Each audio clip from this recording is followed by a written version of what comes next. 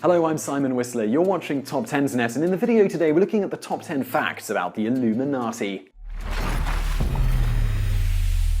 The existence of an Illuminati order seems to be up for much debate, with some claiming that it's just a figment of our imagination, while others citing world events like the American Revolution and the concentrated levels of wealth as evidence of the Illuminati's control of the fate of the planet's population. We at TopTenzNet are happy to announce the truth. Yes, the Illuminati order is a real thing, but it just so happens that it was only relevant in the 18th century. Here are the top 10 facts about the Illuminati and its rise in Germany. Number 10. Origin of the term.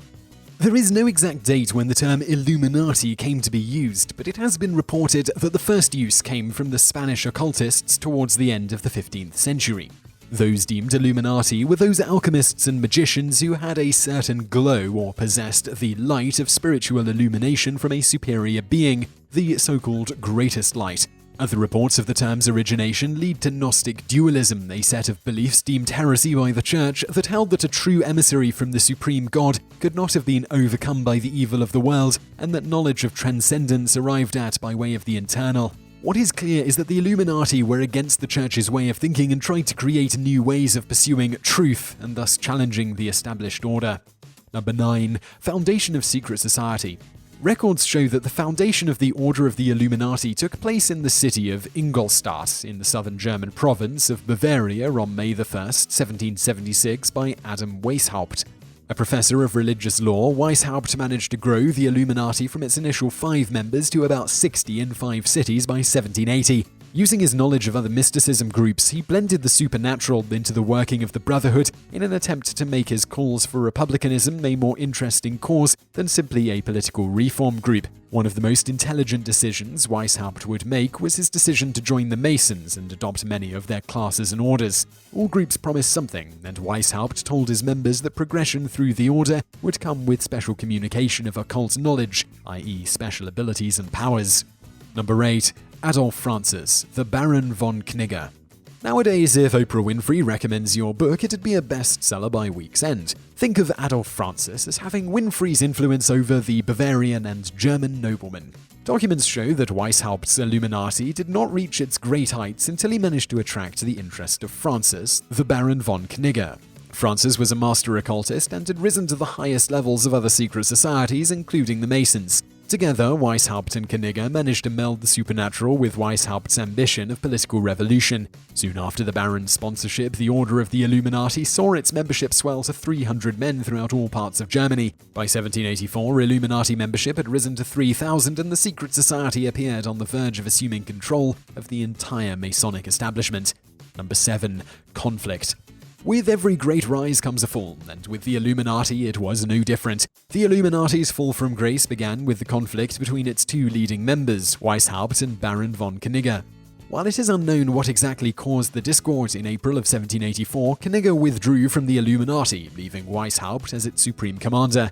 Not only did the Illuminati lose its prestige when its association with Knigge ended, but Weishaupt also had to figure out a way to reconnect with the disillusioned members of the order. Many members that had reached the highest level of the Illuminati had become disillusioned, as their ascendants did not come with the supernatural communication that they were promised. Angry members voiced their discord to the German establishment. Number 6. Edict Outlawing secret societies. Weishaupt's order consisted of the highest levels of German society, and once they realized that they were merely pawns in his great political ambitions, members denounced the organization and even told the Dowager Duchess Maria Anna of Bavaria. News quickly reached the Bavarian monarch, Karl Theodor, that the Illuminati hoped to bring in an age of republicanism and overthrow the church and state paradigm. Soon after, Theodor issued an edict outlawing all secret societies in his provinces, and in 1785 he decreed another edict that specifically condemned the Illuminati. With the Illuminati order in peril, Weishaupt fled to a neighboring province in 1785 and was never really heard from again. His order, however, would live on in the hearts and minds of those that saw the overthrow of monarchy for republicanism as the workings of a secret revived Illuminati order. Number 5. Rite of strict observance. One of the most thought about aspects of the Illuminati are its secret rituals, and it can be said that these did exist. Weishaupt incorporated many elements of the Masons' tradition, and the rite of strict observance is a major element of the merging of the 2 secret societies.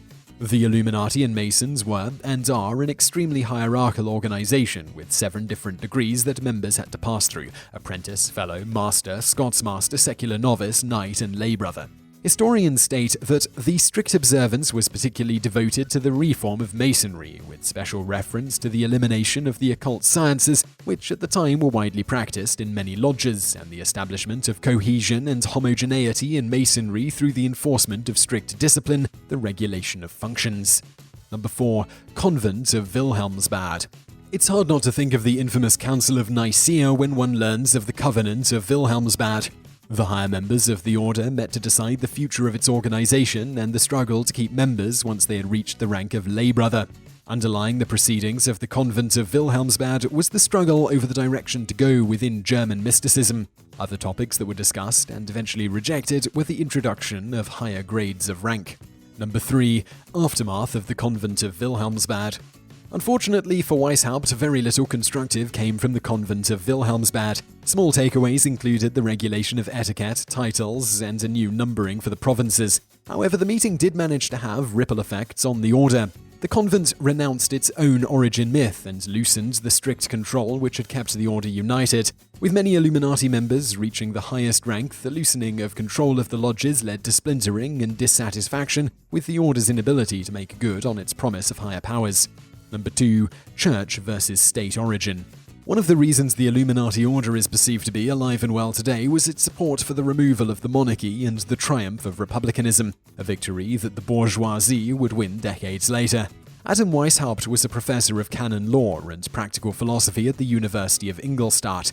His experience as the only non-clerical professor at an institution run by Jesuits shaped his beliefs, leading to his strong anti-clerical stance. Weishaupt hoped to spread the ideals of the Enlightenment through a secret society of like-minded individuals and used the mysticism components to not only gain followers, but throw a wrench at the church's stranglehold of power. Number 1. Eye of Providence. One of the most well-known symbols that comes to mind when we think of the Illuminati is the Eye of Providence. Its most notable depiction is on the United States' $1 bill as it looks down from the apex of the pyramid. Usually surrounded by rays of light, the Eye of Providence is meant to represent the eye of God watching over mankind. The symbol has its origins in many cultures dating back to Egyptian mythology with the Eye of Horus. However, the connection of an eye with the belief system of divine providence did not emerge until well after the Christian era, specifically in Renaissance European iconography, where it has come to represent the explicit image of the Christian Trinity. It's not fair to say that the two have nothing in common. The Eye of Providence first appeared as part of the standard iconography of the Freemasons in 1797 with the publication of Thomas Smith Webb's Freemason's Monitor. Similarly to the Christian tradition in Webb's piece, it also represents an all-seeing eye of God that observes the Mason's deeds and actions, referred to in Masonry as the great architect of the universe. With the Mason tradition, however, the Eye of Providence has a semicircular glory below the eye, and sometimes the eye is enclosed by a triangle. Many people believe that the eye on the back of the $1 bill demonstrates the Illuminati's role in the foundation of the United States of America. Little evidence demonstrates such a fact, but conspiracy believers should know that Benjamin Franklin was a confirmed Freemason, having written the first Mason book in the United States. So I really hope you found that video about the Illuminati interesting. If you did, please give us a like below. And if you haven't yet, do subscribe to our channel for other videos just like this. And over there on the right are a couple of other videos you'll probably enjoy if you enjoyed this one. And thank you for watching.